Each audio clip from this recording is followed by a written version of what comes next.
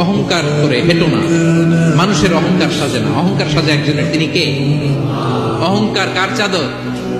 আল্লাহ বলে এই চাদর দূরে যদি মানুষ আঘাত করবে, ভুল বুঝবে, মিথ্যা অপবাদ ছড়াবে, গীবত করবে, কষ্ট দিবে, আপনার পরিবার থেকে, আপনার সমাজ থেকে, ধর্মনেতা থেকে, রাষ্ট্রনেতা থেকে আপনার কাছে কষ্ট আসবে, বিপদ আপদ বালা মুসিবত, গীবত তহমত, কষ্ট আসবে।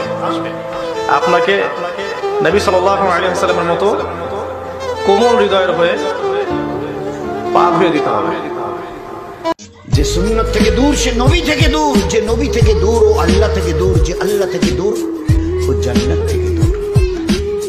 যে সুন্নতের যত কাছে সে নবীর তত কাছে, যে নবীর যত কাছে সে আল্লাহর তত কাছে। খোদার কসম, যে আল্লাহর যত কাছে সে জান্নাতের তত কাছে, তত আল্লাহ। আমার জান্নাত নবী। আল্লাহর প্রতি বিশ্বাস এবং আস্থা যার যত দুর্বল হবে, ডিপ্রেশন তার উপরে তত বেশি জেকে বসবে। আর যে আল্লাহর প্রতি ঈমান যত স্ট্রং করতে পারবে, ডিপ্রেশন তার ধারে কাছেও ততটা আসতে পারবে না।